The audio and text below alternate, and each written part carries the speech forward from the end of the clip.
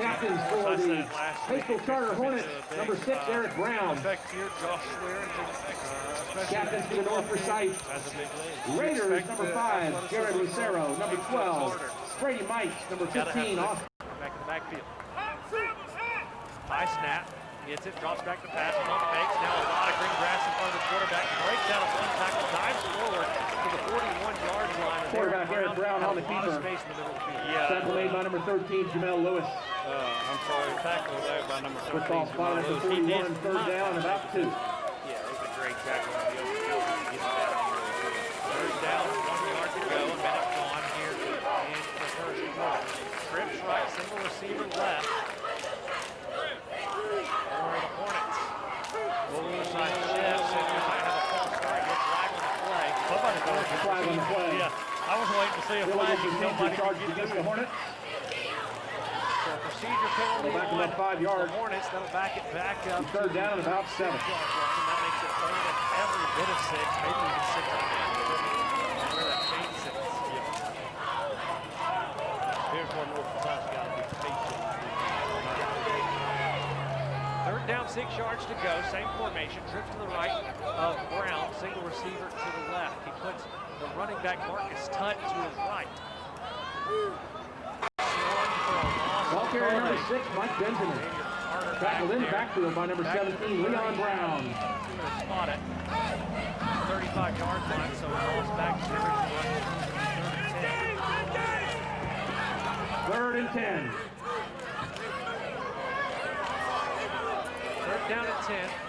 Mites trips to his left, single receiver right. Again, trying to get Hapeville to jump, and they might have done it that time. It will be encroachment on the defense. Flag on the play. Encouragement penalty charged against the Hornets. Trying to get the quick jump on this 5-yard penalty. quick-fire offense that North Forsyth has. Yeah, make it third and 17, 5. Leon Brown was just trying to anticipate the snap and got a little bit anxious. Third and 5 from the 40 now.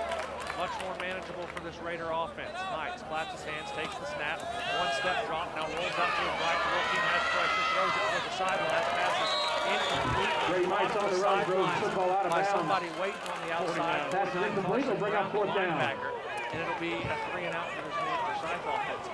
Yeah, you know, you can get the first down. You get a nice little gain, but then you got back behind the stick, anything big. Who'd you have running that? 5? 6? 6? 6 is the quarterback. So I think it was 5 Tutt, but that's fine. You can't see these numbers. 2nd and 11. Brown, straight drop, looking deep, throws the fade, lays it out there. It's well overthrown, incomplete. Good coverage out on the outside by Colin Blackwell of the Raiders. Looking to target, I think that was Krishawn Lett. It'll be 3rd and 11. Yeah, it's the first time we've really seen Hapeville try to stretch the field and use their speed and grit. There's good coverage there by the cornerback to let that harmlessly fall incomplete. He definitely has the arm. He can throw the ball. 3rd down and 11. Ball on the Hornet 12-yard line.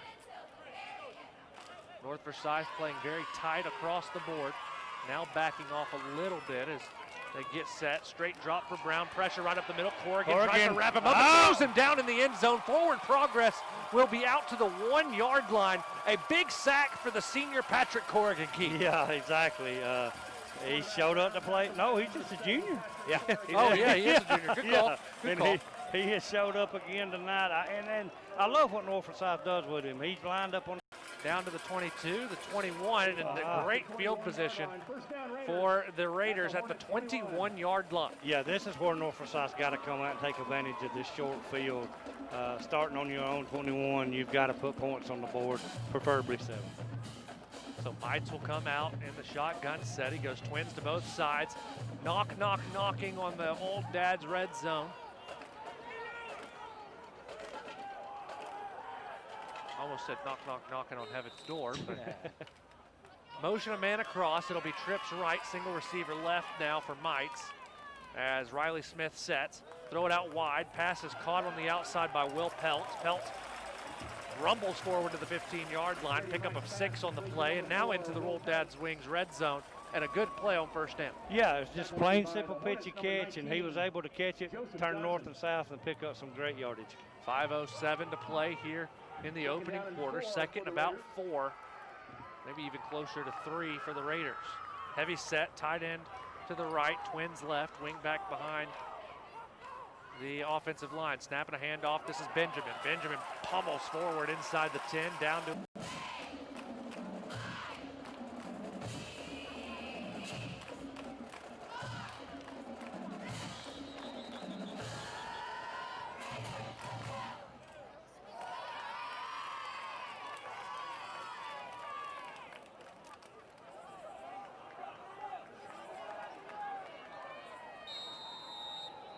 timeout. Yeah, I mean, you got 3rd and goal from the 1. I got to think this is probably 4-down territory. If you don't get it here, then you got to go right back at it. I bet a Coca-Cola number 7. 3rd and goal. I'm not taking that bet.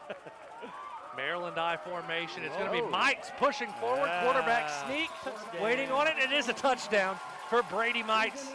The senior, his 2nd rushing touchdown of the season, and the Raiders up 6-0, point after pending. Yeah, no sense of worrying about trying to have a fumble on the exchange, and just put your quarterback under center and just let the big boys push them behind.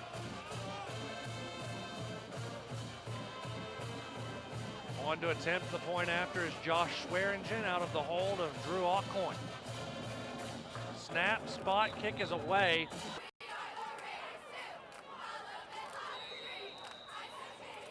Pelt's getting ready to kick this one off. We'll get to the Bales Financial Group scoring drive recap here in a moment. This one booted away, caught at the 17-yard line. This by Antavius Bradley, trying to get to the far sideline now, and good coverage made by North Forsyth. Tackled there by Tristan Graham, number 26, out at the 26-yard line. And that's where the Hornets will take over 1st and 10 as we get set to give you the scoring drive recap. We first look at the Mills Fuel Company scoreboard. South Forsyth 7, Dawson nothing. Now for the scoring drive recap. All right, Bales Financial Group scoring drive recap. North Forsyth took advantage of great position. It only took 5 plays to go 21 yards. 3:36 off the clock, capped off from Brady Mites with the 1-yard touchdown run, 2-point conversion. Quick snap back to Brown. A lot of pressure by the Raiders. Brown tucks it, trying to find some space, and now has a lot of green grass in front of him. Corrigan trying to make a block or a tackle. He's unable to do so. And Brown dances out of bounds at about the 32-yard line. Pick up, call it 6 on the play. Maybe go up 2 scores. 1st and 10. Mites trips to his left. Tight end right. Takes the snap, hands off, no play action. He'll end up tucking it and trying to get back to the line of scrimmage. He'll lose 1 yard on the play. Xavier Carter was there with a lot of pressure and whistles on the play. There's a flag on the far side of the field, and I have to think with the play having, oh no, it may be procedure on North Forsyth. Clock never stopped, so we'll have to add some time back on, I think. No. Well, yeah, you will. Yeah. So procedure against North Forsyth, that'll back them up 5. It'll be 1st and 15.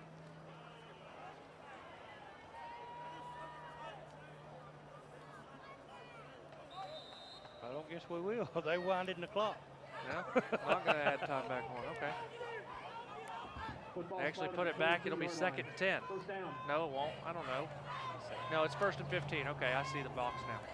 Roll out to his left, and Xavier Carter makes a big sack back at the 15. Football at the 15-yard line. Do you mean I don't have hotspot on my phone.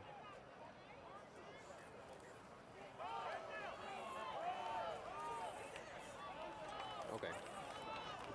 Bye.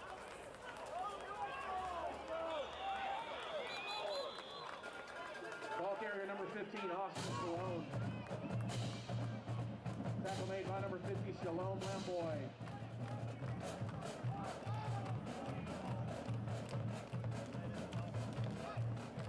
Seven, South Forsyth 7 with 4:10 left in the first half. Athens Academy leads Commerce 7-0. Jefferson and Raven knotted at 7. Believer that if in the first quarter. Glenn leads Winder Barrow 7-0. All that on the Mills Fuel scoreboard. 3rd down and 15. Mites in the shotgun set, takes the snap.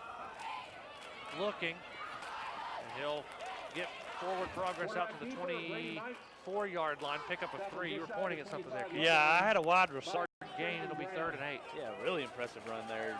Fought off about 4 or 5 Raider defenders and was able to make something out of nothing. 3rd down and 8 yards to go from the Hornet 40. Twins to either side.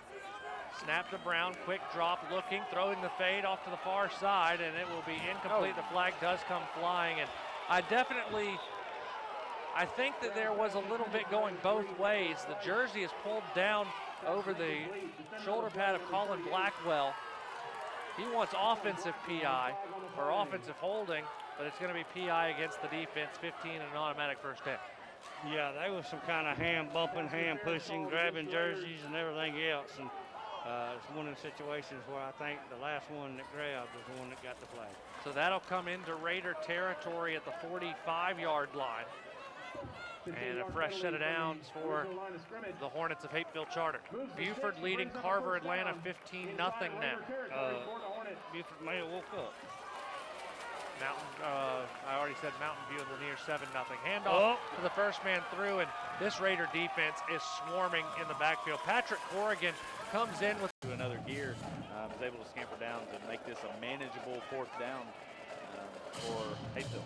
a look at the Millsfield Company scoreboard. Austin Riley homers to center, 423 feet. It's 6-0 Braves. I mean, they like to clean. I believe their match number coming in was 9 tonight.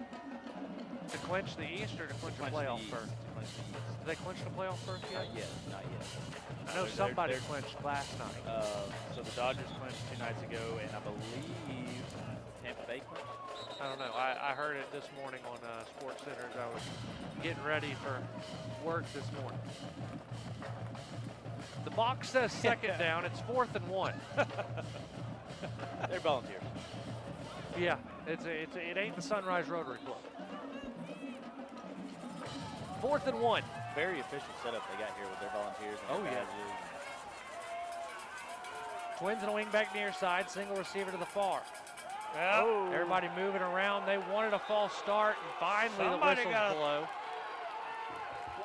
And it will be procedure on Hapeville as they tried to get North Forsyth to bounce.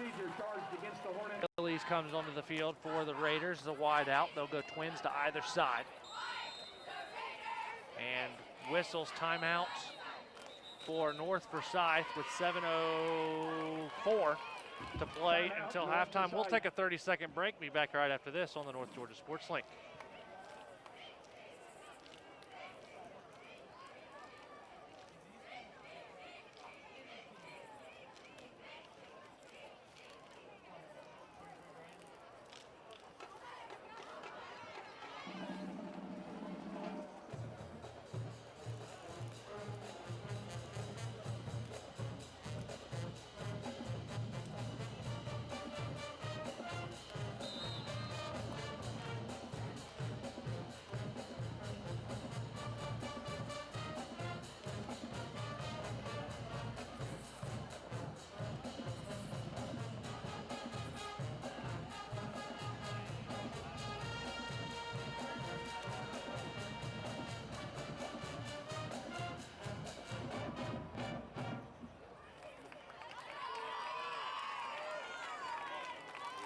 Get the ball to start the second half. And here's where, you know, at North Forsyth, you just got to continue to do what you're doing. First down, Hornet. You know, they've been able to get in the backfield and put some pressure on Eric Brown and Company. Yes, sorry. Whistles and a timeout for Hapeville. And this, guys, yeah, that's their last time out here in the opening half. At least from what we've got on the scoreboard, it doesn't say that. Yeah, that's this first game thing. Yeah, 100%. You know,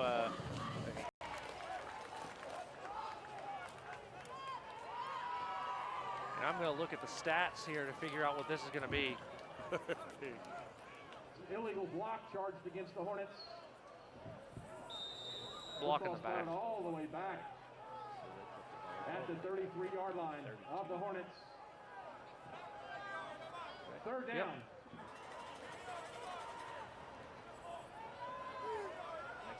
Third down and about 37. Brown takes the snap, looking. 3-man rush, screen pass. Brought down after a gain of 2. Aaron Griffin, senior linebacker. Yep. He makes the tackle on, that was 33, Wanye Thompson. 33, Wanye Thompson. Tackle made by the Raiders, number 17, Aaron Griffin. And it'll be 4th down and eternity. Might be 4th and Top Golf at this. That's close Could by. be the cooler. Well, no, Avalon. We're further north. Yeah. 4th and Avalon. Fourth down for the Hornets. That's a plane ride. Yeah.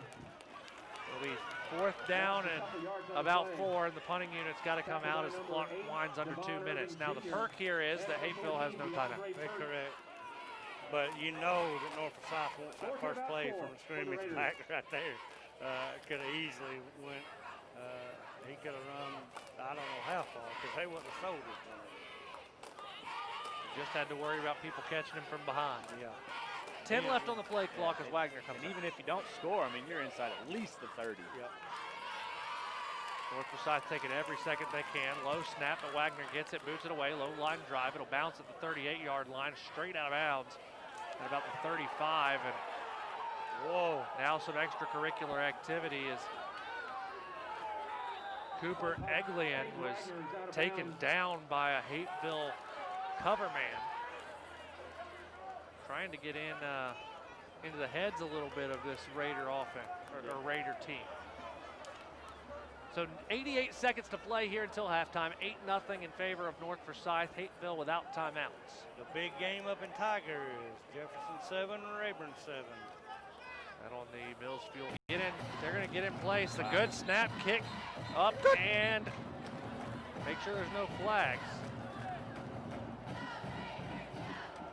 We're still waiting on the signal.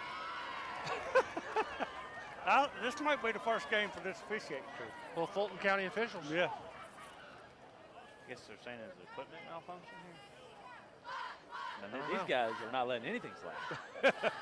I don't know. The two underneath, the snap got off in time. Yes.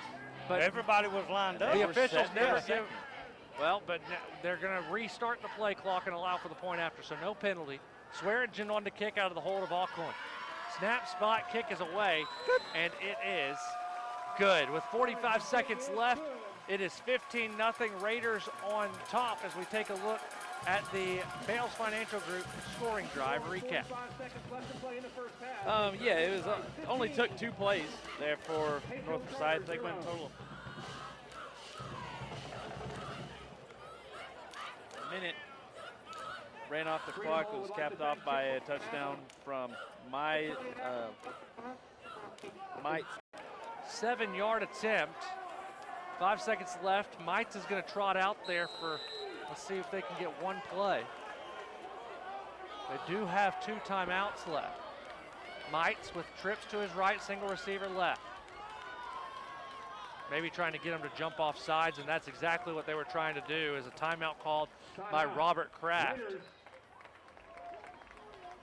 With 5 seconds left, it's 15-0, and I think that's a great idea for North Forsyth. Try and get them to jump off sides and make the field goal attempt maybe a little bit easier. Yeah, it sounds like half the parents and fans out here is wanting them to run out the field goal team to try to put 3 more points on the board here before halftime. So, but you know, not a bad idea trying to go with a hard count to get the extra yardage, but we'll see what he's going to do here. It looks like he's going to run the field goal kicker out, number 4. Which is Will Pitts, to try to pick up 3 right here before halftime. Normally Swearingen the place kicker, but Peltz the longer distance field goal kicker for this North Forsyth team. It'll be out of the hold of Drew Alcoin, a 37-yard attempt from just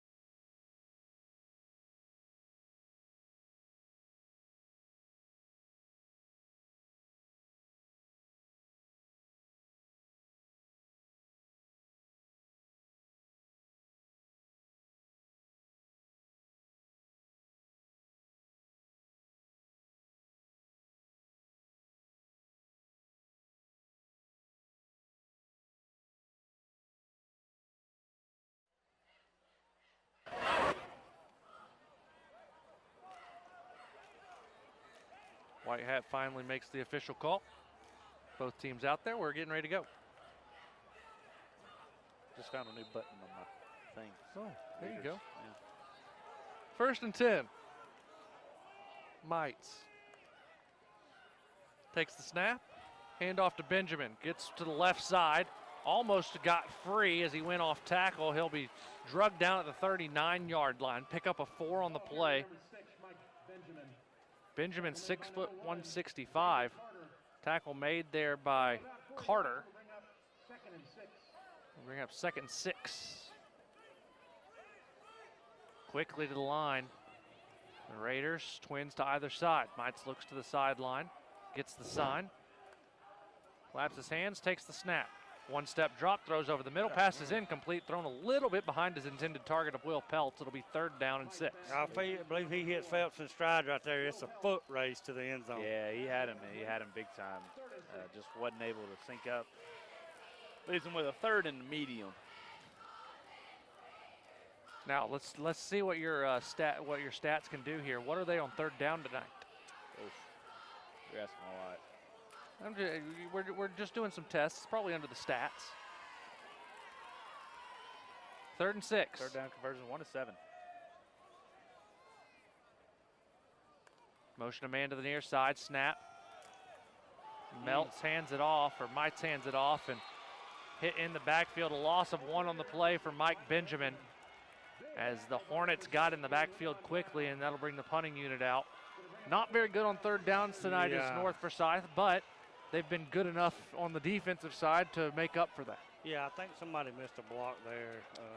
Hapeville was in the backfield, and Boughton near hit the running back as he took the handoff. So I think that was a missed assignment by one of the offensive linemen. Seems to be some confusion here on the field.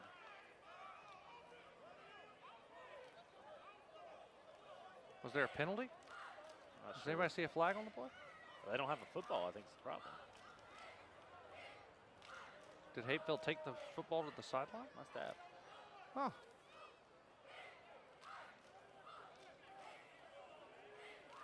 Oh, they got the football. Hapeville got the football. Must have stripped it. What? I didn't see that, but Hapeville's offense is out there. Well, that puts a key. Well, I missed something there. We all missed it. So the Hornets have the football, 1st and 10 at the 38. Brown takes the snap, it's high. He rolls out to the right, looking long, lobs it up there. Pass is caught.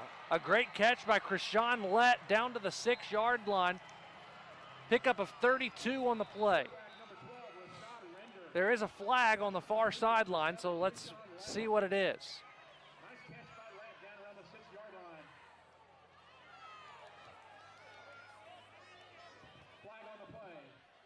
Looks like it's going to be offsides. No flag. They wave it off. We got to give the refs some slack. It's their first game too.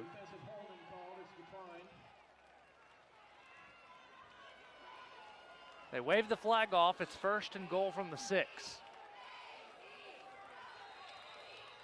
Clock moving at 10:15 to go. 1st and goal for the Hornets. Their best field position up to this point tonight.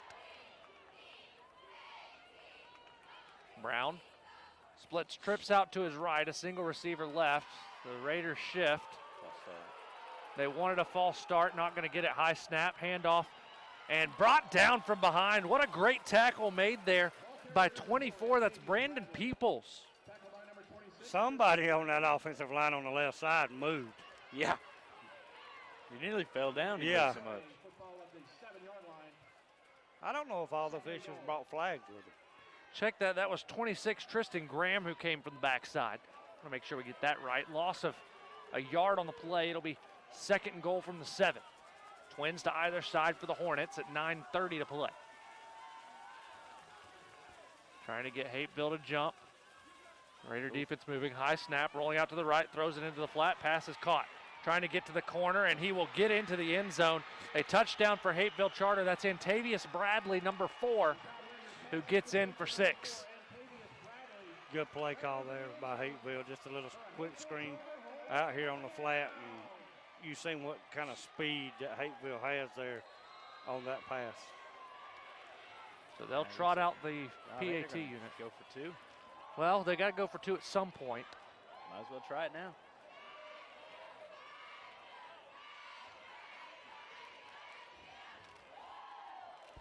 So let's see. Now they're a man down. Play clock at 8, 7, 6. North Forsyth running somebody on. Mass confusion. And a flag comes out. Hapeville couldn't get the timeout called in time. It'll be delay on Hapeville, so that'll back them up 5 yards. Another penalty for this Hornet team.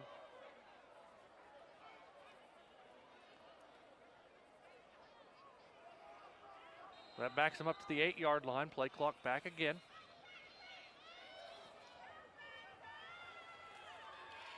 So try from the 8. Now Play clock again down to 10. look to be confused. Looks like they've gone Wildcat here, or Wild Hornet. Snap running to the right side, trying to find some space, and great tackle on the outside. Look at that play from Jamel Lewis, a loss of 3 on the play. And the Raider defense holds on the 2-point conversion, bringing down Marcus Tutt in the backfield for a loss of 3 or 4. Your score with 9:10 left, it's Raiders 15, Hornets 6, a 30-second break here on North Georgia Sports Link. Figure it out. I seen it earlier. Can't remember how you get to the PX.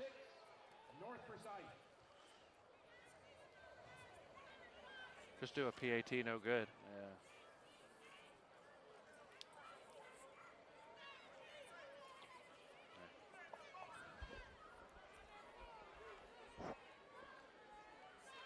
You got a scoring drive?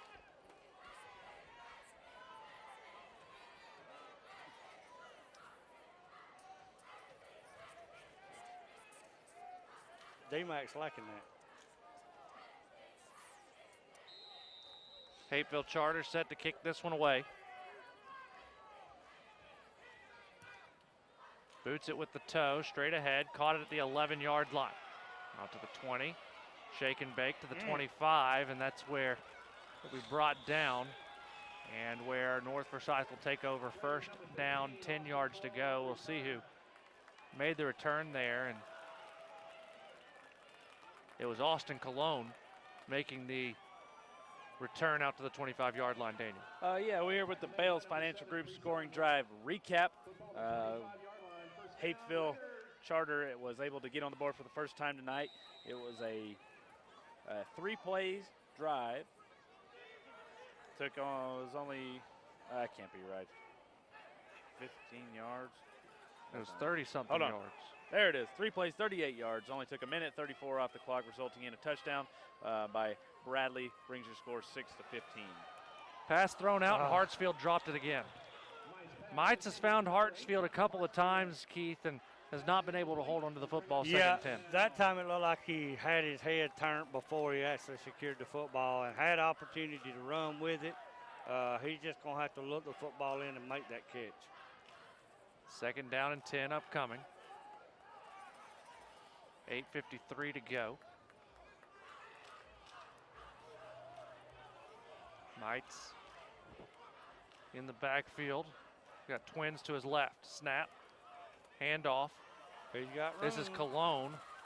And Colon outside the 30 to the 32-yard line. That's a pickup of 7. Brings up 3rd and 3, and now Patrick Corrigan trots onto the Here field. comes number 7. Yes, correct.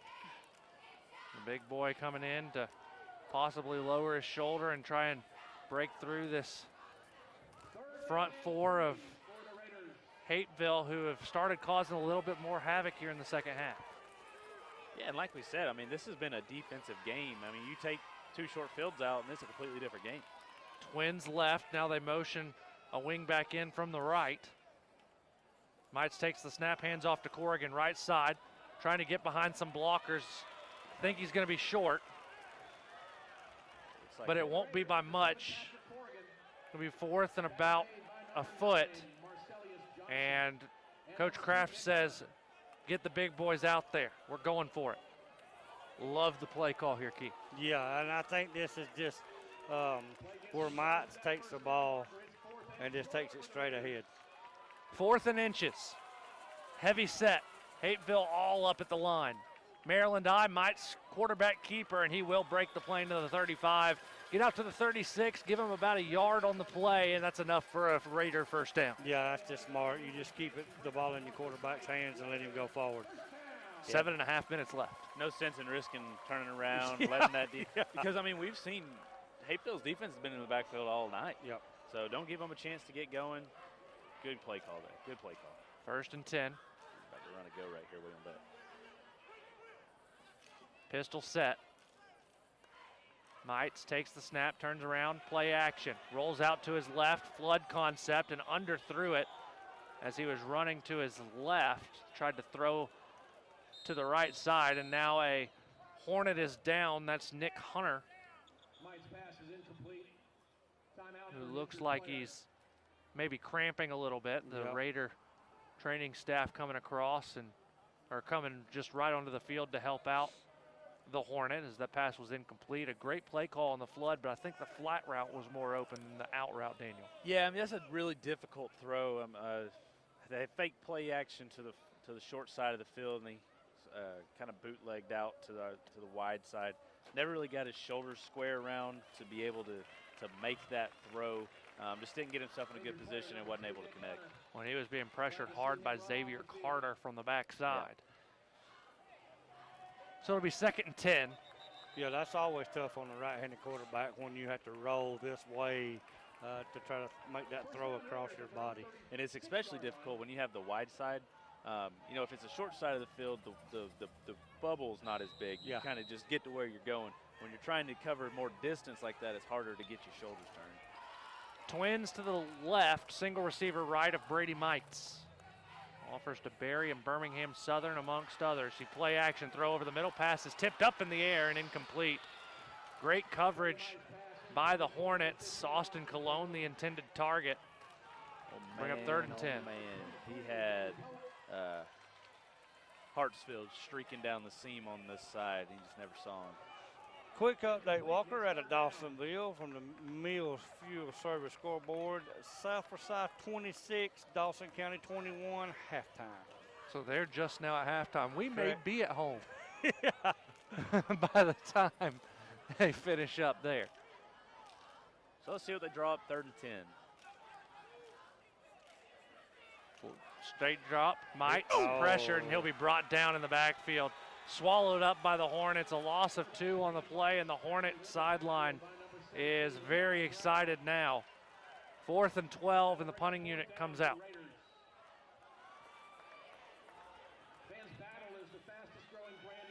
Yeah, for a second there, I thought he was going to be able to step up and it looked like run he had, that. he had plenty of grass in the middle of the field, and he just held onto the ball just a little bit too long. Yep. Peyton Wagner on to punt this ball away with 6:12 to play into the 3rd quarter. Gets the punt off, takes a Raider bounce inside the 30, still rolling. The Raiders huddle around it, and it'll stop at the 25-yard line, flipping the field and giving the Hornets the ball 1st and 10 from there. That's where they'll start. It'll be 1st down. 25. Charter. 1st and 10 for the Hornets, and they did a great job taking advantage of a short field the last time, Keith. Yeah, this is right here would be a test for North Forsyth's defense to kind of, dig back in and hold Hapeville out of the end zone. Yeah, all 3 scoring drives we've had this evening have been inside of 40 yards. Yeah. 1st and 10 from the 25. Hapeville huddled up that time, and now they're taking their time getting to the line. 7 on the play clock, 6 and 5. 4 and 3 as Brown finally gets set. They don't see it. Nope. Nope, they got it off. Yeah, nope, there's the flag. Okay, flag did come down. Yep. Brown still rolling to the near side. He's taking off. He'll scamper out at the 33, but that's going to be a delay of game. So let's check the flag. Clock stops at 5:45. Obviously, they do not have a play clock at Hapeville. Oh, they call false start. Oh, an illegal formation. Too many in the backfield. Yeah. Either way. It's delay game in my book. Yes, correct, because it was on 0. So that'll back them up to the 20.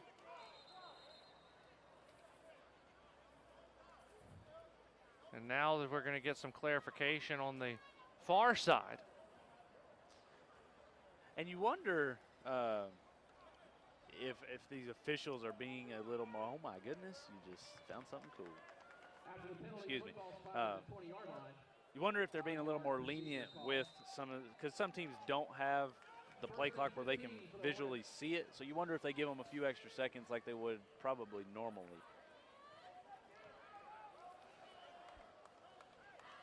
Good question. So Twins for Hapeville to the right, single receiver left. Play clock down to 5 again. Got to hurry. 3, 2, 1, 0. And there's the flag coming out. It'll be another delay of game on the Hornets. Back them up 5 more. Yeah, I don't know if the play call is not coming in from the sideline fast enough or exactly what's going on. But and like I said, this is their first game, but we've done played one whole half of football. So, yeah, I mean, you know, you can't keep throwing that excuse out. No, they're just kind of lackadaisical at the line, really. Yeah. So Twins left this time. They flip the formation.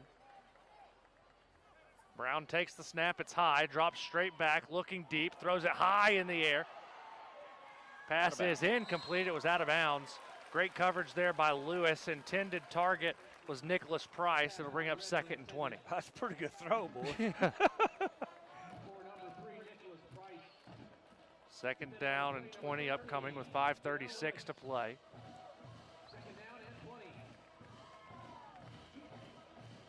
You like how I found out how to edit your clock yeah, there? that was cool. We'll have this out by by the end of the year. Yeah. We'll be running like clockwork. Yeah. Well, you know, we're going to be calling football all the way through until nearly Thanksgiving. And then, the Raiders go to the postseason. We're going to be calling a little bit deeper then, too. Correct. Ain't going to complain about that. Nope. 2nd and 20. Be a little cold, though. Rolling out to the left is Brown. Now stops. He'll throw another deep one out there. Lays it out. Pass is caught as it goes over the hand of Peyton Wagner. Caught by John Cenas, the freshman. A big gain from the 15 to the Raider 45 is 40 yards and a first down for the Hornets. Yeah, might have got away a little bit with some offensive PI there. A little bit of a shove in the back to the Raider defender, but got away with it, and they were able to pick up a big game there. Yeah. So 1st and 10 from inside Raider territory. 15-6 your score, 5:15 to play here in the 3rd. Snap, and they hand it off to Tutt. Tutt lit up on the play by Aaron Griffin.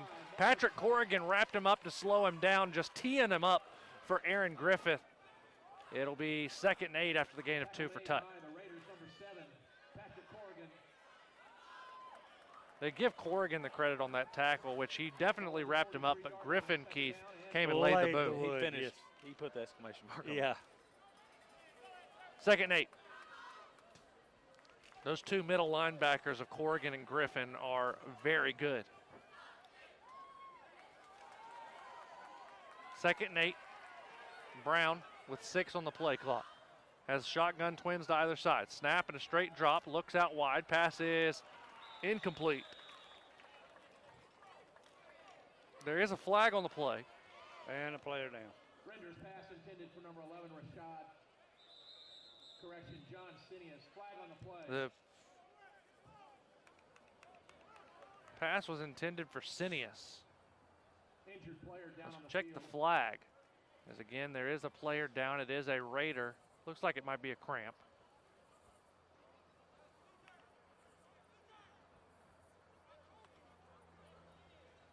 The penalty will be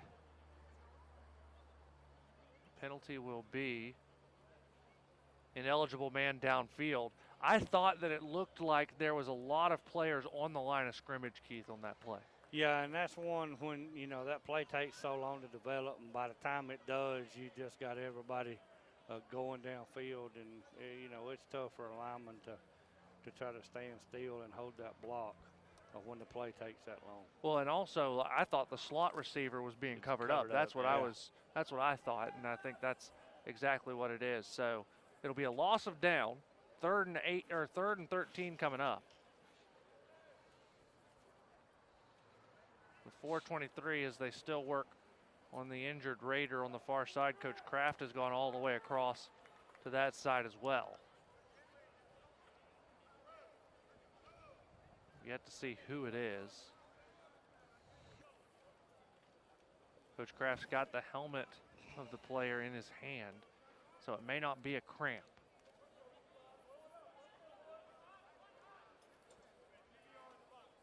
How about this? We're going to take a 30-second break and see if we can gather some more information back after this on the North Georgia Sports Link. He might have got hit in the. Might have.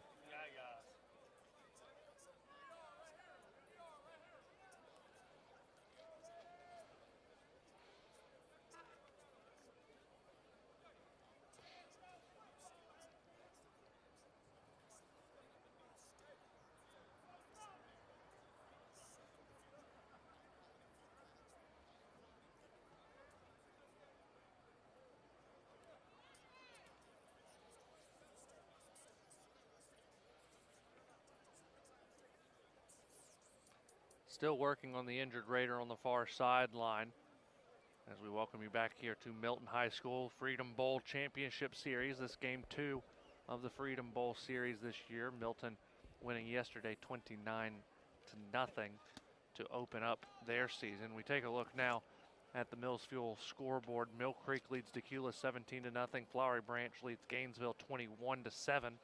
Hart County leads North Hall 48-9 in the Brickyard. Not often you see North Hall lose like that at home. Well, you know Hart County was going to come out with a lot of fire and grit after losing the heartbreaker last weekend up in Hart County to a very, very good White County football team. That Flowery Branch Gainesville game is now in the 4th quarter, by the way. Yep. West Hall leads Johnson 43-0. Jefferson leads Rabun 21-7 in the 4th quarter up there. Union leads Chestatee 32-13. Towns leads Lumpkin 37-0 in the 3rd quarter as the Towns County Indians have put up points in Hiawassee. That's a big score that I don't know that we expected that big of a score line. Of course, next week Banks and Lumpkin go at it from the burial grounds on the Tray. We also have North Forsyth Etowah on the Deuce right here where you're listening to North Forsyth football tonight. And then you'll also have Dawson Northview over on the link. Don't know who's where yet, so we'll figure that out in the coming week. And you can check on the North Georgia Sports Link Twitter and Facebook pages for that. Buford leading Carver 39-6. Athens Academy leading Commerce 14-7. Lanier leading Mountain View 20-13. All of these second half scores. Glenn leading Winder Barrow 14-12. Last updates at halftime were White County leading Pickens 28-0. Madison leading Appalachia 6-0. Banks and East Jackson were scoreless. At halftime currently, South Forsyth leads Dawson 26-21. Bonesteel, Caleb Bonesteel tried a 67-yard free kick at the end of the half, caught the fair catch off of a punt and tried to do the free kick, and it fell just short of Dawson being able to get those 3 points. Jackson led Stevens at the half 10-9. North Gwinnett led Parkview second quarter 18-0 on the Mills Fuel scoreboard. Austin Colon, the injured player, and not putting any pressure on that left leg, and we definitely hope that just a tweak of something, and we'll continue to keep him in our thoughts and prayers as we go throughout the next week.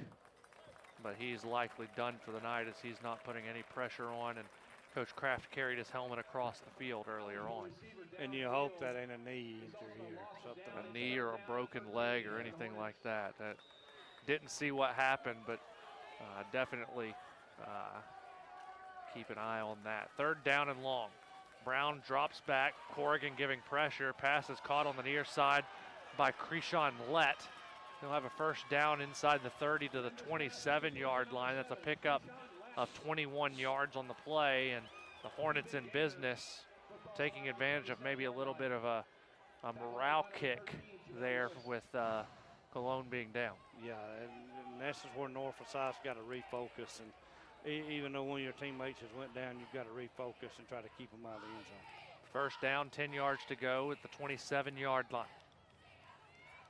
Snap. Brown hands off to Marcus Tutt. Tutt trying to find the left side. Yes, Nobody there. Number 7. Patrick Corrigan, Jamel Lewis. Corrigan just all over the field tonight. 2nd down and 10 after no gain on the play, and there is somebody down on the play. That might be Tutt.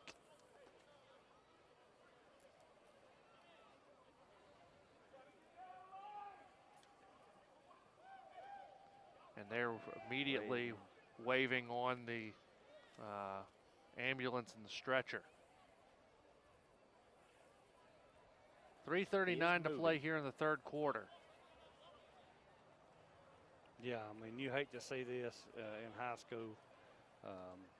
Though the game was moving kind of in a good pace and kids was having a good time, and now here we went and had 2 kids hurt, and you never want to see a kid get hurt on a high school football field. But well, this could be a little bit of an extended break. So Morgan, let's take a 90-second break and hear from a few of our sponsors as a Hapeville Charter Hornet is down on the field and the stretcher is making its way across the field here on the North Georgia Sports Link.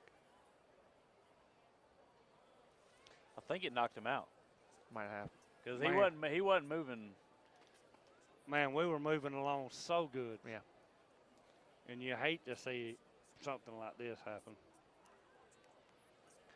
He's moving now, though. Yeah, that's what I'm saying. He's moved since, but that first 10 or 15 seconds, he was not moving. Boy, them AMTs is in a hurry, ain't they?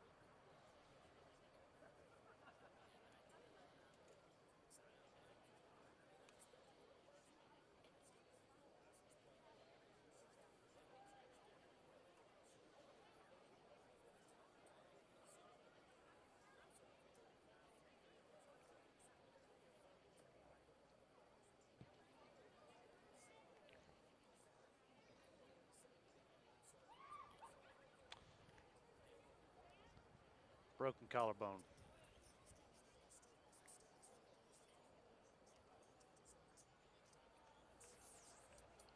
.339 to play here in the 3rd quarter as I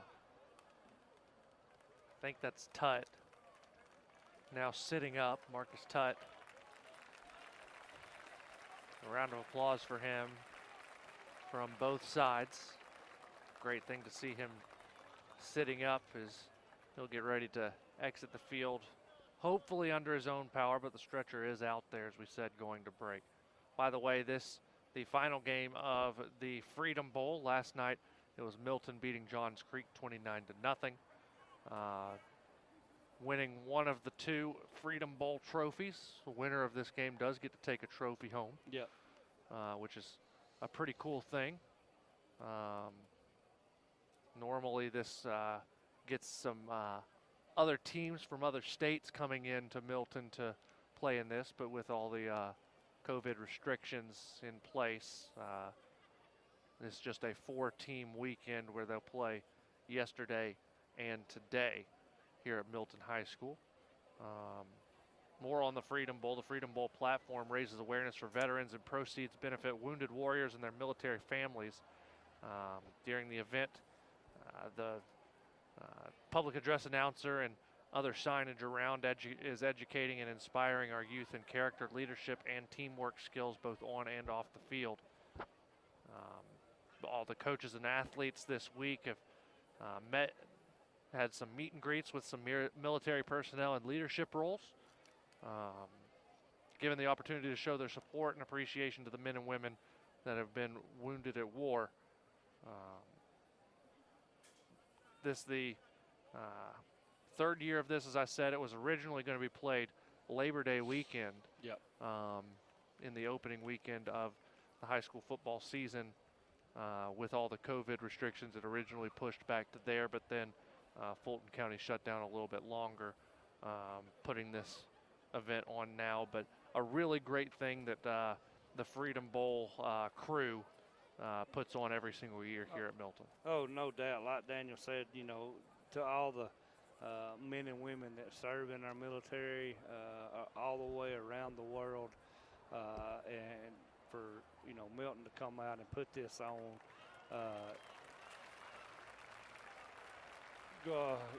just like the young man that's hurt Walker is able to get up. That's a great thing to see him go on his own power and, you know, address his team on the sidelines. Yep. And I think, like Daniel said, the way his shoulder pads is off,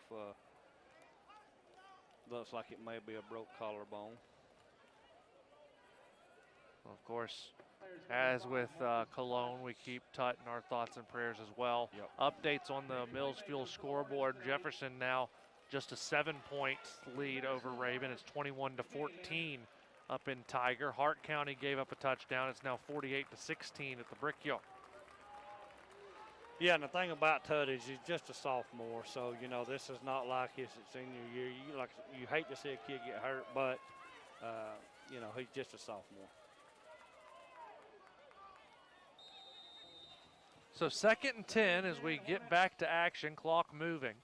Snap to Brown, straight drop, pump fakes, gonna throw it deep, lays it out there, pass is caught. What a catch made there by number 7, Krishan Lett, 6'2", 175 sophomore, down to the 4-yard line, a pickup of 23 yards on the play, and now 1st and goal for Hapeville Charter. Yeah, Brown just kind of throwed the ball up there, and his receiver was able to go up and high point the ball over number 1, Peyton Wagner, and come down with a catch. So Hapeville setting up in good position here. 1st and goal at the 4, trips to the left of the offense, and Brown at quarterback. Snap, handoff, Corrigan coming in from the backside, slashing in and taking down the running back. I believe that's Antavius Bradley, who was brought down to the backfield, a loss of 3 on the play. Corrigan, a great play defensively. Yeah, just comes off the end untouched and able to tackle the running back in the backfield. So it'll be 2nd and 7, and like Keith said earlier, Daniel, they're moving Corrigan around. He's now on the outside linebacker position. Yeah, that one, they started him on outside. They ran him like a little bit of a stunt. Came right off the tackle there and was able to slice in and get the running back down to the backfield. 2nd and goal from the 7. 4 receivers in the formation, trips left. Running back in the backfield, snap. Try a quick fade out, pass is caught. What a catch, Krishan Lett. Wanted pass interference, not gonna get it. As Krishan Lett goes up and does a Randy Moss style catch. It's a touchdown for Hapeville Charter, and just like that, guys, it's 15-12. Yeah, I mean, and Brown, he's just throwing, he's literally just throwing jump balls. Yeah. You know, the last 3 or 4 passes he's completed, he's just kind of thrown them up and said, I think my guy is better than your guy, and let us see if he can do it. And he's come out on the good end there. So they're going to go for 2 and try and cut this to a 1-point game. Go twins to either side. Brown in the backfield. Takes the snap, straight drop, looking. Now he'll tuck and run, and he'll go untouched on the quarterback draw into the end zone for the 2-point conversion. And just like that, ladies and gentlemen, we've got a ball game. It's 15-14 with 2:18 to play in the third quarter. We'll take a 30-second break and back after this on the North Georgia Sports Link.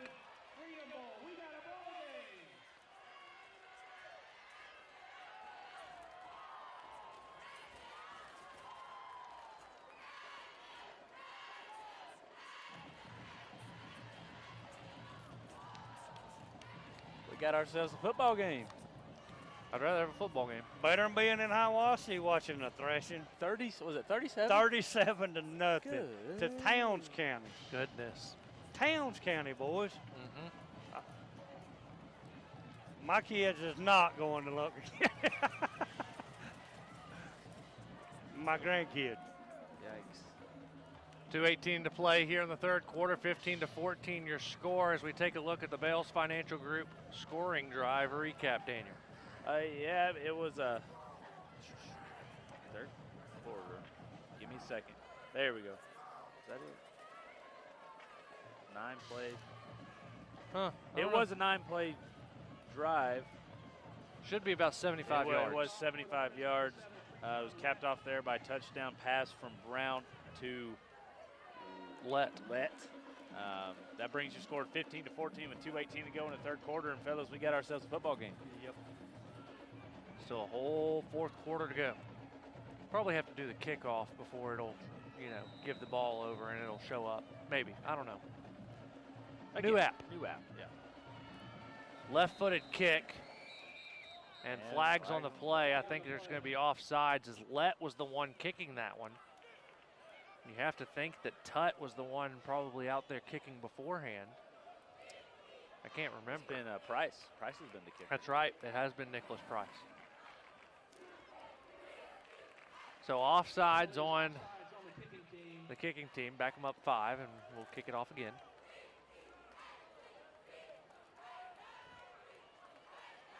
So that was a left-footed kick. Yeah, and I believe I would have tried to return that. Well, they blew it dead.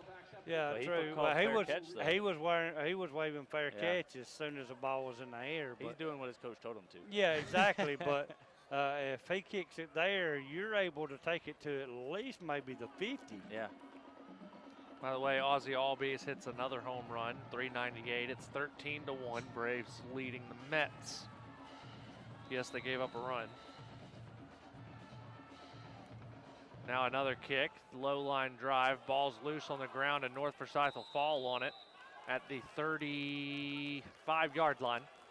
That's where they'll take over 1st and 10, and got to get the offense rolling here, Keith. Yeah, I don't know exactly how many yardage North Forsyth has had here in the second half, but it's not been very many. So Daniel can tell you. 14. See, you've got to find your offensive rhythm and try to keep the offense out on the field here. Yep. With 2 minutes and 10 seconds. And that's all been on the ground. Yeah. None through the air. 1st and 10. Benjamin in the backfield with Mites, twins and a tight end to the left side. Tight end right as well. Snap, handoff Benjamin. Benjamin finds a little bit of a gap. That's a way to Fumbles forward, ball's loose on the ground. Who's got it? Hapeville says they've got it on the sidelines. North Forsyth seems pretty confident they've got it as well. I think the White Hat's pointing at or somebody in the middle is pointing on the ground. White Hat telling Hapeville to back up onto the sideline. North Forsyth does come off the bottom with the football. Question is, where do they spot it?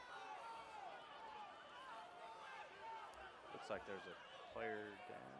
Or are they still wrestling for the ball? They're still wrestling for the football. It'll be short of the line to get. Gain of 9 for Benjamin on the play. It'll be 2nd and 1. Ronald Acuna Jr. just hit a home run. There you go.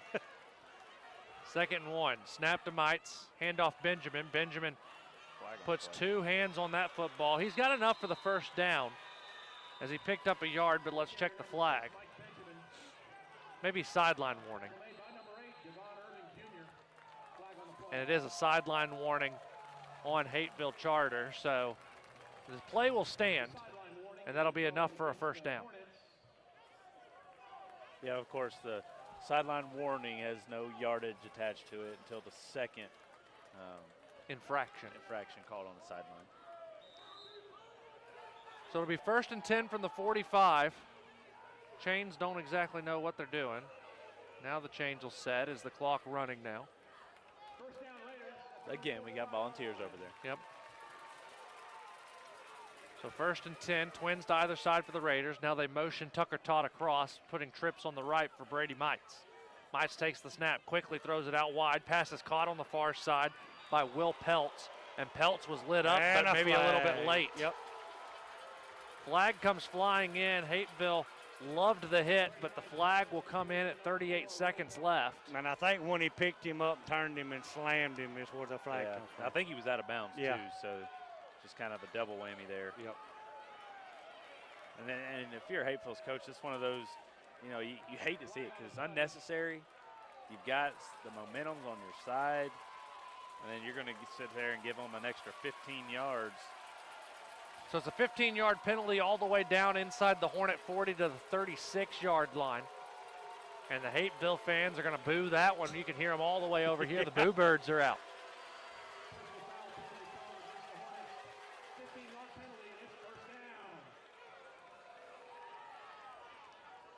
So 1st and 10. Mites. Might have gotten a false start penalty. Couldn't tell who moved first.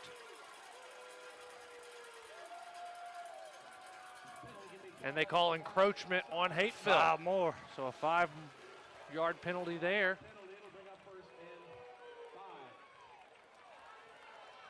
That'll take it down to the 31-yard line. 1st and 5. Now 22 seconds to play. Clock running.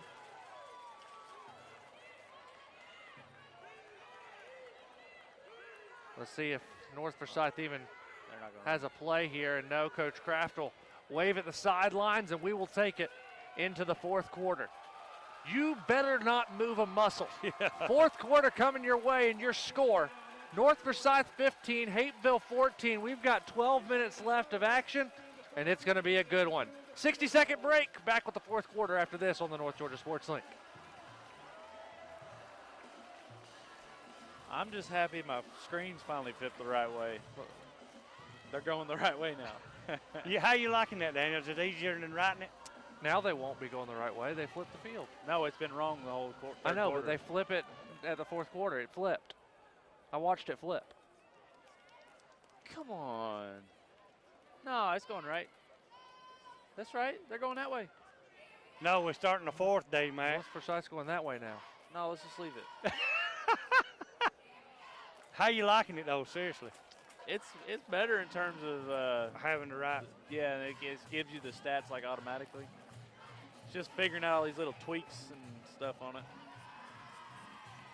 That's all right. It's only 12 minutes. I was just trying to figure out if you could flip it. I wonder. I'm not gonna mess with it.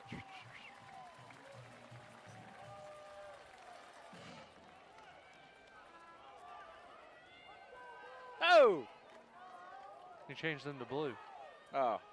I don't know what you did. I don't know. It's 1st and. Doggone it. 1st and 5. You just add a penalty.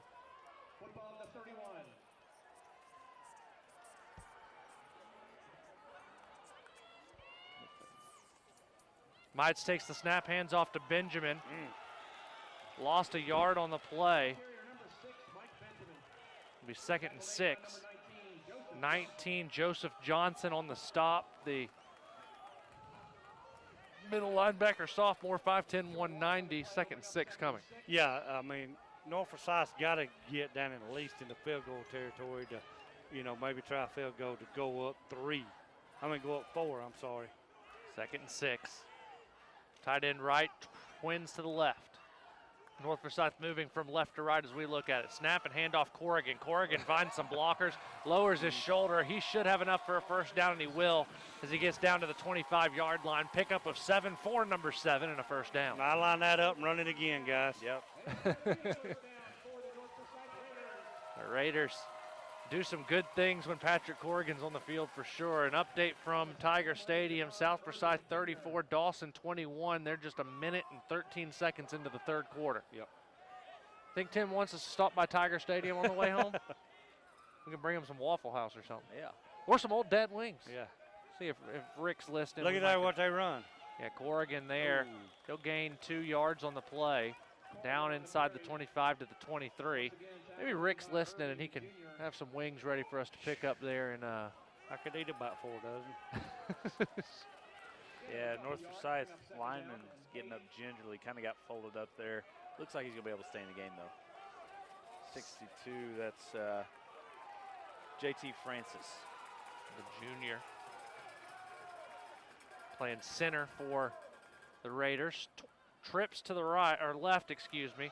Handoff again to Corrigan. Corrigan finds some space outside. Tackle spins off of another one and gets down to the 10-yard, or the 11-yard line, excuse me.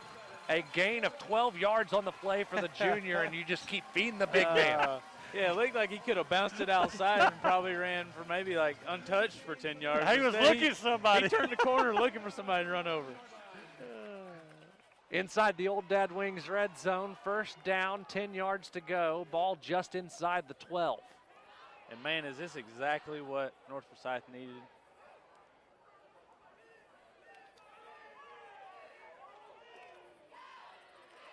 Corrigan again in the backfield, twins to the left, wing back left, tight end right.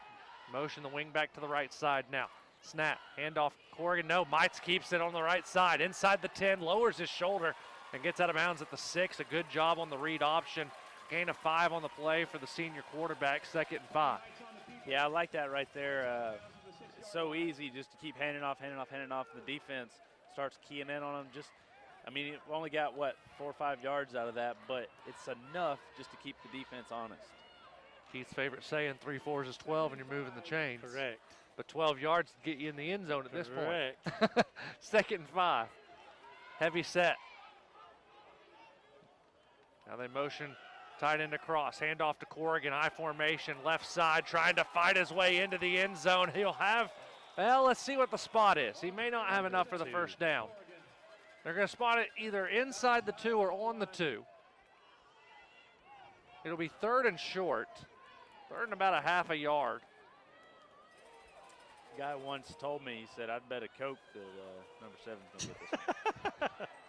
But then number 12 did a quarterback sneak. Yeah. Mites under center, 3rd and short. Catch 22. He does go quarterback keeper Push. inside. He didn't quite get to the goal line, I don't think.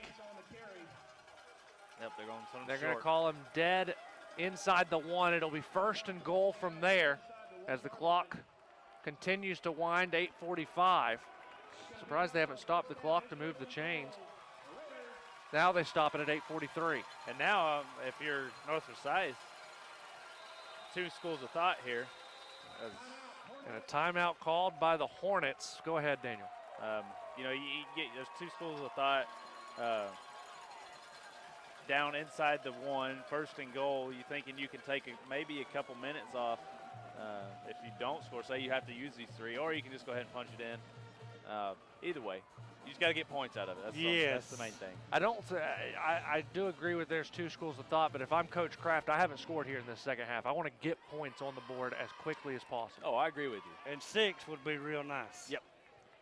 But now you've got the entire Hapeville Charter team huddled up on the 20. Because you go back to the last Friday night, they haven't scored a second quarter touchdown.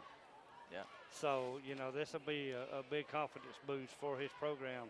Hey, yeah, we can score in the second half. Now, Hapeville Charter probably going to put everybody inside the box.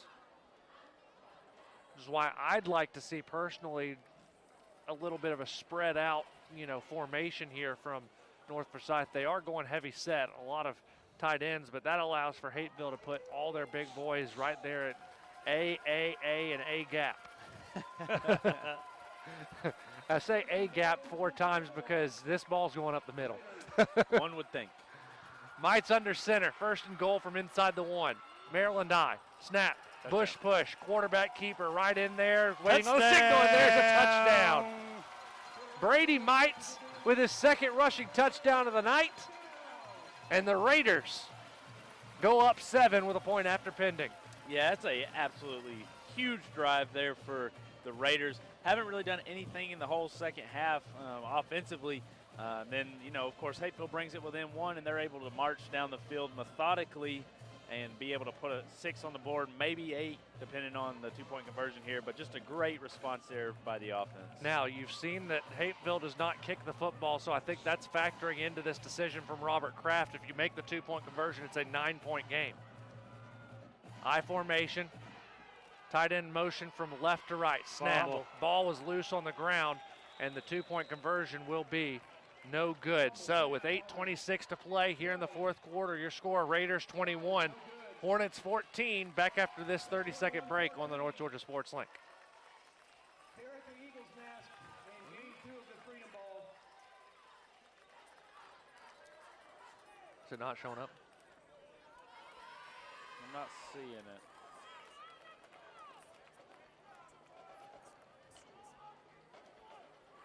Yeah, it's not showing up. I can wing it. Do you know how many plays it was? 8. Took, they had the ball before the half started. We'll say 6, 7 minutes, 7, 12. Anywhere. Yeah, something like that. 21-14 your score with 8:26 to play here in the fourth quarter. Raiders on top. Pelt's getting ready to kick it away, but first the Bales Financial Group scoring drive recap. Yeah, like I said, a great response there by North Forsyth's offense. It was an 8-play, 72-yard touchdown drive, capped off there by Mites with his 3rd touchdown of the evening. Brings your score 21-14. Ball's loose. Who came up North with it? Did Forsyth! North Forsyth fall on it?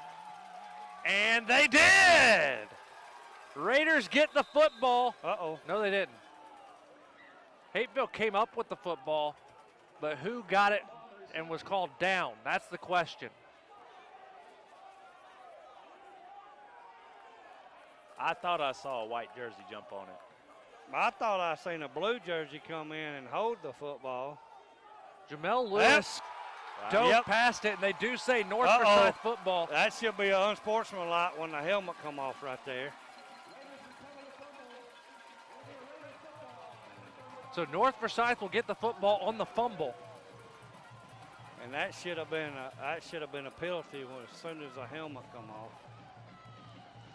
And now a big opportunity for North Forsyth here. Hapeville Charter not happy about how that play call happened. They did come out of the scrum with the fumble, but North Forsyth, I thought, fell on it first and was down. I thought the kid, Lord, 1, 2, 3, 4, 5, 6. That's 11. Yeah. Twins to either side for Mites, snapping a handoff Benjamin up the middle. Benjamin lowers his shoulder, fights forward, gain of 3 yards on the play down to the 32-yard line. A swarm of Hornets on the tackle. And look who's coming in. Yep, Corrigan right back in the game. Hey, he's a playmaker right there. Correct. 2nd and 7. Clock at 7:55.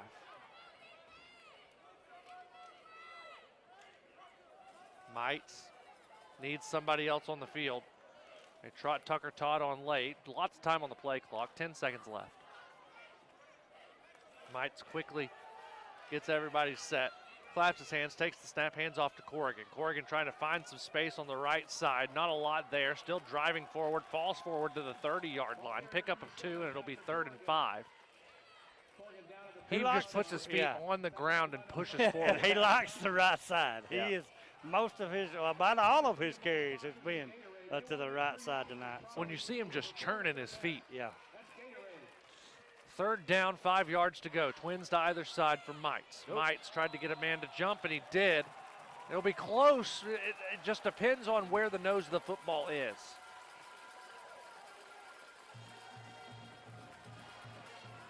It really just depends on where the nose of the football is when they set it down. The White Hat's going to take a look at it with 7:06 left. We'll probably give it to him. And it is a first down.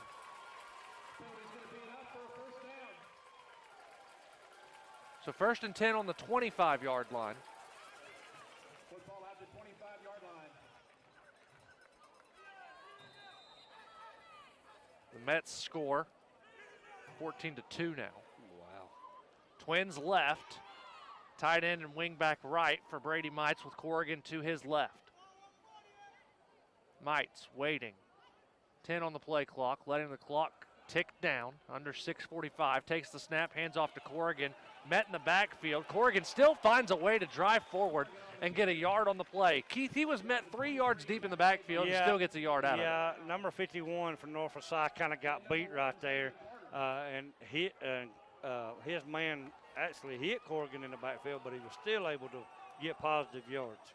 2nd down, 9 yards to go. Clock moving at 6:20. Yeah, I mean, there's really no reason for this ball to get snapped for another 15 seconds. We'll see what Brady Mites wants to do. He snaps it now, takes a Throw straight it. drop, throw it over baby. the top, pass. Touchdown! Yes, he did. Tucker Hartsfield, he dropped a couple early Man, he's and got then a make the 15 catch. Now comes a flag. That's going to be after the touchdown, though. It will be. Yep. Hartsfield with the touchdown reception, the flag on the field, so we'll make sure it was after the touchdown. But I believe it was. The touchdown is good, so Hartsfield gets the play from Mites from 24 yards out. It will be unsportsmanlike on North Forsyth. The question becomes, is it on the kickoff or on the point after? On the point after, it looks like. I think he's getting ready to mark it off. So they're going to talk about it. Walker, quick update out of Dawsonville right quick. South Forsyth 40, Dawson County 21 with 6:49. So South Forsyth starting to run away with that one, and Dawson looking like they're going to start the year 0-3. Yeah, I mean, I think if you get the option here, if you're Hapeville, I would rather have this penalty on the kickoff. I'm sorry, it's 42-21. They went for a two-point conversion. So they're going to ask the Yes, sideline. I definitely take it on the kickoff. I mean, it's still a two-possession game. Yes. 6 minutes left. Yeah, but you take that on the kickoff, make them back up to For kick. sure, That's a for sure. no-brainer.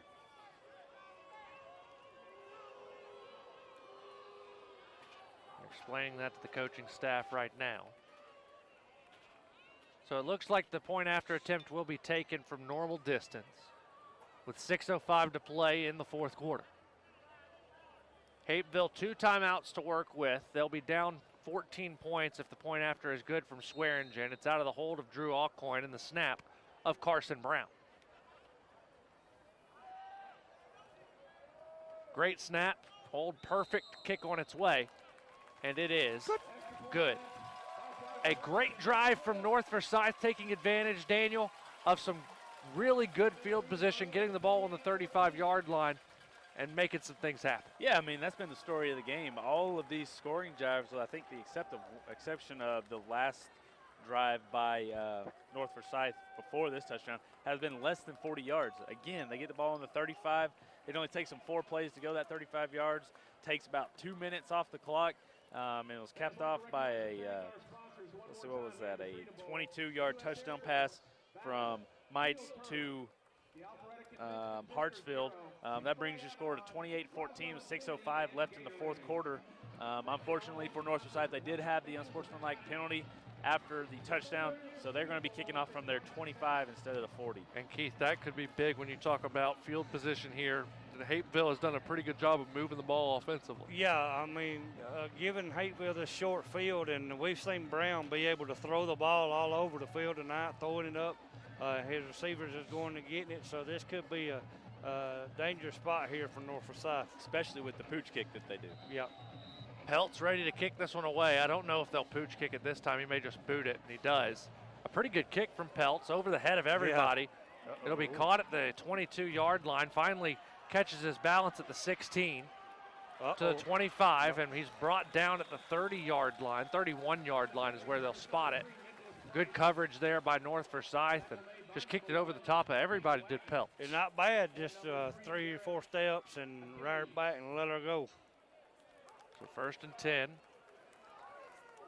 Still good field position for the Hornets here with 5:55 to play. Yeah, but if you're North Forsyth, kicking from where you are, you got to be absolutely thrilled with that kick-in coverage. North Cobb 14, Alpharetta 6. We're hearing. Woodstock 2. Yeah, Woodstock's got 2. I didn't hear who they're playing. They're behind because that was the second score I heard. Yes. Somebody hit a 2-run shot. Brown McCunion. First and 10. Snap. Whoa. Brown trying to throw it out wide. Pass is caught. Wow. And great. brought down in the backfield. A great defensive play by North Forsyth. Patrick Corrigan in there as well as Bentley Wheeler. A loss back to the 23-yard line. Loss of 8 on the play. Second and 18. Yeah, that just kind of got blown up from the get-go. When you think about the last 2 games for North Forsyth, Chris Herrick in the opener had 3 sacks in the final drive to finish out that game, even though it was a blowout over Alcovy. You had Patrick Corrigan making big stops late against Harrison, and the defense showing up here when they need to try and hold Hapeville to no points. Yeah, exactly. Second down, 18 yards to go. Brown takes the snap, straight drop. Actually, that's not Brown at quarterback anymore. Throws it over the middle, pass is caught at the original line of scrimmage, the 31, so pick up back of 8. That's Rashad Render, who was the quarterback. Number 12. A freshman. That's surprising, too, because Brown's been throwing the ball decent this half. Third and 10. Snap to Render. Render looking for some space. Rolls out, throws it deep, lays it out there. It's underthrown and well out of bounds. To the cheerleader. It'll bring up 4th and 10, and with 4:33 left, no choice here for Hapeville but to go for it. Yeah. Yeah, and that's exactly where you want to be with North Forsyth, to dig in right here. Nope, they fish. Are they bringing the punt unit out? That's what it looks like. So the punting unit is coming out for Hapeville. Cambridge leading North Oconee 27-10. That's a 4th quarter score. A lot of games going on around the North Georgia area, and play clock winds down, and they'll actually reset it to the 25. Snap came back when nobody was really ready for it. Good punt, fair catch called for, and bobbled. Fumbled. And they'll be it's blown dead at the 36-yard line. Hartsfield has not had a great night tonight in catching the football. Nope. Dropped a short touchdown and just muffed the punt. And he's not happy with himself. But but he got a 15-yard penalty. the great thing is this is just one game, and Hartsfield can come back next week as the Raiders take on Etowah and try and get things moving in the right direction. There's still a lot of time left, and Coach Kraft telling Hartsfield that we've got plenty of time left, and you're probably going to have to make another catch sometime. So let's see what happens. Ball on the Raider 36, 1st and 10 for the Hornets. New life just for like Hapeville drew it up. Yeah, just the new life for them. Trips right. Render takes the snap, straight drop, looking, rolls out a little bit to his right, now trying to kill some time, extend the play. He'll throw the ball right at the line of scrimmage. Pass is, they say it was caught. There's a flag on the near side. They do say it was caught. Thought he was past the line. At the 15-yard line. The flag's way over here, though, so that's not what the penalty is. Illegal. Ineligible man downfield. And when your quarterback goes to rolling like that, you know, it's just hard for them. Well, Hapeville hasn't exactly lined up the way that they're supposed to with twins either, Keith. It's the outside receivers covered up the inside receiver a lot. So it'll be 1st and 15. Replay the down. Just an ineligible man downfield, not illegal touching. Difference in just a 5-yard penalty. It's just a 5-yard penalty, and replay the down, 1st and 10. But now you got to hurry and get the play call in because your play clock's down to 10 seconds. Render in the shotgun. He's got trips to his left, single receiver right, play clock at 5, 4, 3. Takes the snap. It's high. It's over his head. He'll pick it up, and he'll fall down at the 41-yard line. That's a loss on the play. Back to the 41. No, they spotted at the 40, actually. That's a big loss on the play. 19-yard loss. Second 39. Second Coal Mountain. Quick update, it's now 42-28 South Forsyth over Dawson with Dawson back on the board. 4 minutes and 30 seconds left in the third. A reminder, that's over on the link. So after we conclude our post-game coverage, you can flip over there and listen to that one. 2, 1. And a timeout going to be called. No, flag comes out. And it's delay on Hapeville. That sure enough. 5 more yards. Out of the line and Coal Mountain, and we may be up to the outlets? The outlet malls here in a minute. Second down and 44? Yep. They've got 34 listed on the scoreboard, but. Well, mine's got 39. Yeah, maybe 39. Probably 30. Yeah, 39 yards. That's right. It's a lot. Yep, there they fixed it. Snap. Render, straight drop. He's going to air it out over the middle. Pass is caught. Uh-oh. Made a man miss. Ball loose. He got it back. 30, 25, 20, 15, 10. Corrigan tried to make a tackle, and he does inside the 10-yard line. Man, there's your bus ride. Number 4 there. That was Antavius Bradley from the 35 all the way down to the 4. That's 15, and 45 is 61 yards. First and goal for Hapeville.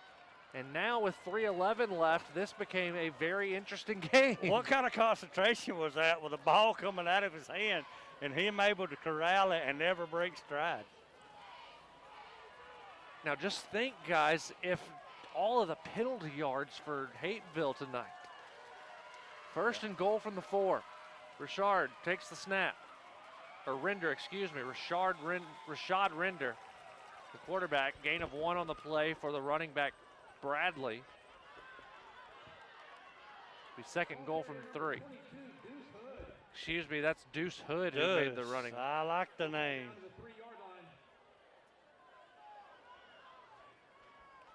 16 penalties, 84 yards tonight for Hapeville. Daniel said they're going to have to shake the rust off. They had to shake a lot of rust off, a lot of penalties. Second and goal. Hood right up the middle. Stood up. No gain on the play. Who is there? 52, Dylan Lurie leading the charge. An awful lot tonight, yes, too. he has been a run stopper there in the middle tonight. 3rd and 3 with 2:10 to play. It's really not a lot of urgency here from Hapeville.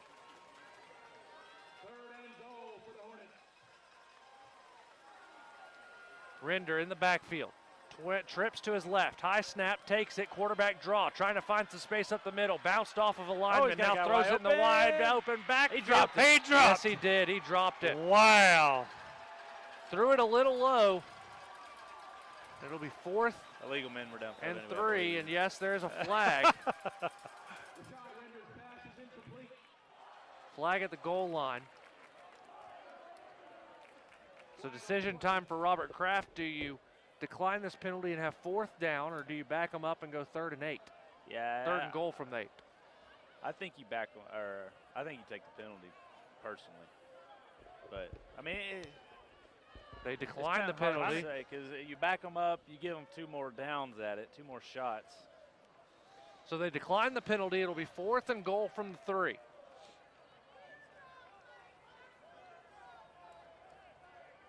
This the ball game right here.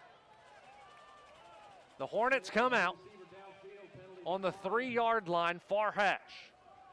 A single receiver to the right of Render. He'll go trips to the near side. Play clock's down to 8. Render takes the snap, looking out, throws a jump ball outside, pass is batted away and incomplete. Great coverage there by Colin Blackwell. He got one caught over him earlier, and this time he bats it away. And the Raiders 101 seconds away from starting 3-0. Yeah, and right here you just got to come out of the end zone, pick up the one first down, and I think this ball game will quite be over. 2 timeouts left for the Hornets. I'm going to give the ball to number 7. Well, we're looking for the Raider offense. They come out on the field. It's going to be Benjamin in the backfield with Brady Mites as the play was blown in. Now 20 seconds to go as the Raider offense trots from the 50-yard line all the way down to their own 3.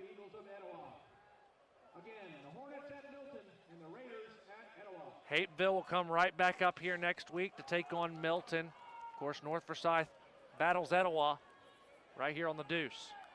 Mites takes the snap, hands off Benjamin. Benjamin just trying to get out of the end zone. He does. He'll lose a yard on the play. It'll be 2nd and 11. Clock running, 90 seconds left, and Hapeville has not used a timeout, and now they do with 1:25-24 left. They'll have 1 timeout remaining as it'll be 2nd down and 11. Really good defensive play tonight by North Forsyth. Really the whole game, you know, minus a couple of drives there, but it was short fields for Hapeville, I think, for every drive. Yeah, I mean, and you look at some of the big plays that they had. I mean, short of the long reception on the previous drive, but some of these other jump balls, I mean, the North Forsyth defender was in good position. They just got out jumped, and the receivers made good plays on the balls.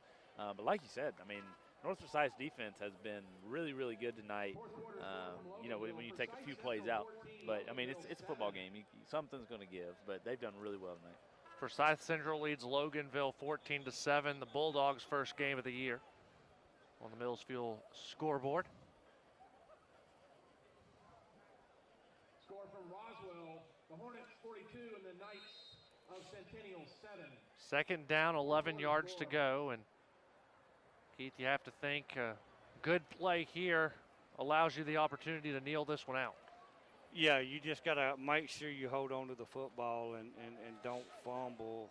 Yeah, they've gone back under center. Yeah, Mites is under center. He'll motion Tucker Todd across, take the snap, hand off to Corrigan. Corrigan has some space across the 20 to the 25. It's a foot race. Out to the 35, 37-yard line, 38. Where do they spot it? The 39. He gains 37 yards, and that'll do it as now North Forsyth can go into victory formation.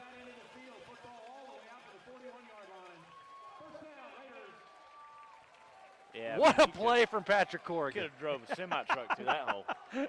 I might have could have run through that hole.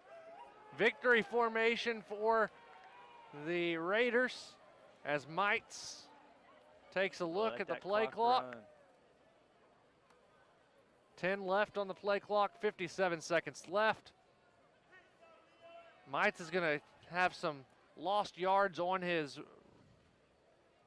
stat line as that goes back to the 36-yard line, so he'll lose 5 yards on the rush. They'll have to snap it one more time as the play clock started right away, 40-second play clock.